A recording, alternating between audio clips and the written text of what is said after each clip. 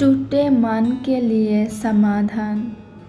मैं उसके द्वारा जो मुझे सामर्थ देता है सब कुछ कर सकता हूँ। फिलिपियों 4:13। आइए हम सारा की कहानी पर ध्यान देते हैं। हालत ऐसे थी मानो उसका सब कुछ खत्म हो गया है। वह एक घायल आत्मा के अनुभव से गुजर रही थी। वह अपने आप को पूर्णतया छिन्न भिन्न हुआ महसूस कर रही थी।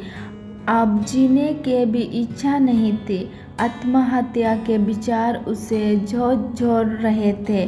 वह दर्द से बिल्कुल निडल हो गई थी। जब उसे अपने पति के अवैध संबंधों का पता लगा तो उसने सोचा कि वह मैरिजुआना आजमाएगी, क्योंकि उसने सुना था कि उसके लेने से व्यक्ति सब दुखों से छूट जाता है।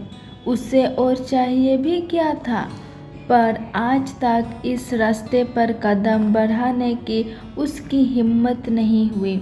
उसने डॉक्टरी सलाह से उदासीनता हटाने की दवाई काम में ली, जिससे उसे लाभ मिला और वह एक बार फिर काम करने लगी। पर दवाई इसका अमूल समाधान नहीं है। हर एक को जीवन में परमेश्वर को भी जगह देनी होती है। परमेश्वर से संबंध साधे रखना तनाव का अचूक इलाज है। हो सकता है आपके जीवन में भी ऐसा बुरा समय आया हो। बाइबल में लिखा है कि एक टूटी आत्मा का बोझ ढोना बहुत कठिन होता है। हमारे लिए टूटे आत्मा को ठीक करना असंभव है। सिर्फ परमेश्वर ही इसे ठीक कर सकता है। एक मसीही होने के नाते हमें परमेश्वर की सेवा में बने रहने का कारण व उद्देश्य मालूम है, और हमें यह भी मालूम है कि हमारी आत्मा हमेशा टूटी ही नहीं रहेगी। परमेश्वर हमारी टूटी आत्मा को ठीक कर सकता है। वह सर्वश्रेष्ठ मित्र है। अपनी सहायता के लिए सिर्फ अपने साथी ही पर निर्भर मत रहिए, क्योंकि यह सहायता देने उसके बूते के बाहर की बात है।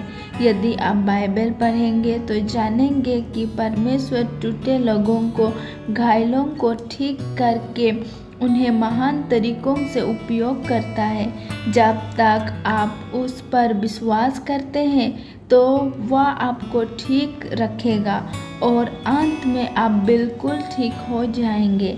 यह परमेश्वर के वायदों में से एक वायदा है।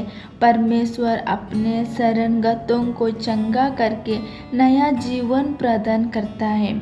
उसके वायदे को मजबूती से पकड़े रहे और उसकी ठीक करने की योग्यता पर शक मत कीजिए।